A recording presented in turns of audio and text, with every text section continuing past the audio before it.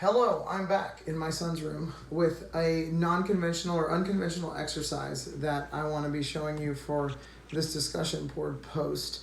What I'm going to be showing you today is the Valley Press. Now, there may be another name for this, I don't know, but I've always called it a Valley Press. And it's actually a standing chest exercise. And that's why I feel like it's pretty unconventional, because when you do most chest exercises, you're either on a bench or you're laying flat with like a floor press or a floor fly. But for this one, you're actually going to be standing, and it's going to be hitting more of an isometric and upper chest part, upper pectoral part. But it is going to be also limited to the fatiguing of your anterior, your anterior deltoid and your triceps. So there is some isometrics involved with this chest press, with this Valley Press. And I'm going to go over it with you because it's something that I do use with my clients, and it's something that it can break up the monotony of laying down for every chest fly or for press or squeeze presses or whatever you want to call them. So here's the Valley Press. All you really need is 2 dumbbells. Now you have to go lighter than what you expect. Like for example, with me, I can usually floor fly like 60s on each side, and like floor press, I don't know, like maybe hundreds on each side.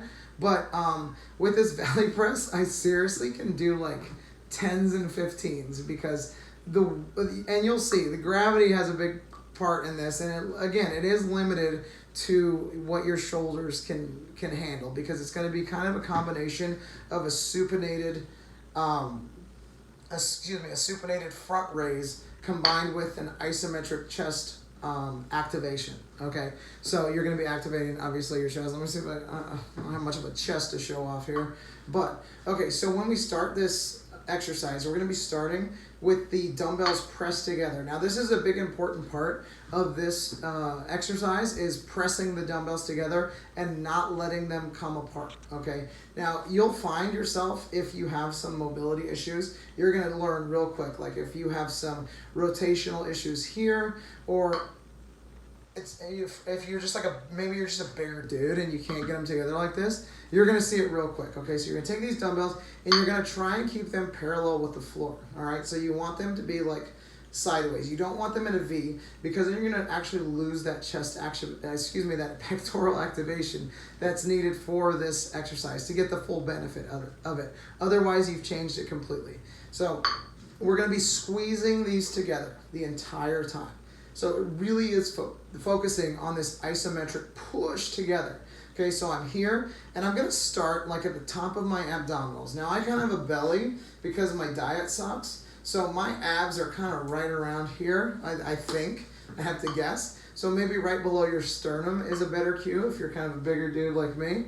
All right, I'm stepping on cars and Legos right now. So I'm pushing them together. Let me fix my hand because it's kind of sliding here. And then when I come up for that extension or the concentric portion of the lift, I'm going to be pushing them up to about, and now the camera angle is weird here, so it's going to sound different than it looks, but what I'm really doing is pushing it up to about where my nose is. So if I'm looking in the mirror, I'm trying to cover my nose with these dumbbells. Okay, so here, out, cover my nose, back in, making sure that I'm squeezing isometrically the entire time. Now I could do it like loosey-goosey like this, and you're going to feel way less chest activation. But here, pressing together, it really is a test of your dedication to make sure that you're using that mind-muscle connection and thinking about the muscles that you're using while you're using them, which is a big important part of lifting, is like picturing the muscles shortening and lengthening. I always like to tell my clients to think about the muscles we're using. Obviously, I tell them to. Deep breath in, out, here, out, here, and out. Okay, to help stabilize the dumbbells in this, you are going to need to squeeze your core. And for me, I can feel it in the center of my back, because as you come out here, that angle is going to change where the weight is pulling down. So it's going to be pulling me down here as opposed to here. I can hold it here all day.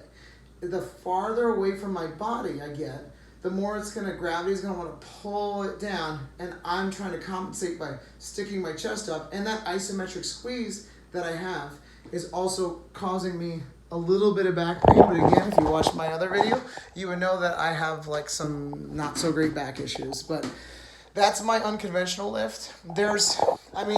Actually I shouldn't pick the phone up because that usually means you're gonna end the video, but I'm not, because I have to go over with you what are some other things you can do. So there's not a lot of there's not a lot of standing chest exercises you can do with dumbbells, but one thing you can do is a cable cross, as it's called. There's probably another name for it too.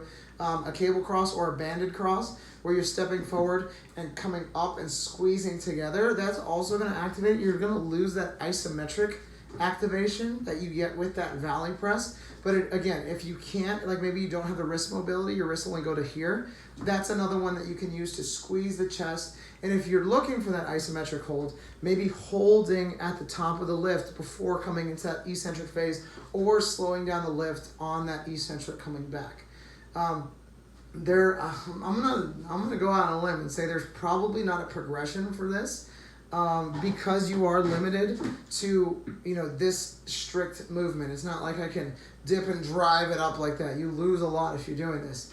So the only way I could say progressing in this is through progressive overload. And I'm going to go back to regression too. You could probably do this from the floor as well. But again, you're going to lose a lot of those stabilizers that might be helping keep you upright, but you can still keep that isometric squeeze in the chest there.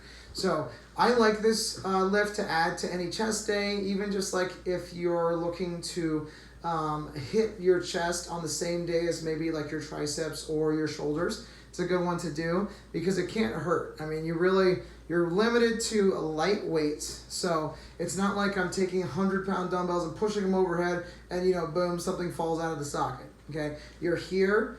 I'm telling you, it's like 10s, 15s. If you're super diesel, you could probably do 20s in each hand, but I haven't seen it done because when I do these, because it's isometric and I'm looking for that hold, I want to be doing high volume. So when I do this lift, I typically don't go 4 reps. I usually go for like 45 seconds of work, 15 seconds of rest, and then I move on to like maybe like a squeeze press from the floor, and then like a dumbbell floor fly. I like to do a lot of chest exercises from the floor and not on a bench because I don't want that shoulder, or that elbow to come past my shoulder, because it can really screw a lot of stuff up in your shoulders if you go farther than you're supposed to. So again, valley press, good one to add to your routine. It's a quick one. It'll smoke your shoulders and your chest really quick. So I recommend it. Try it at home and tell me what you think. Leave me a comment. Tell me if I'm wrong. If I'm completely wrong, just tell me. I'd love to learn more. All right. Thanks for watching.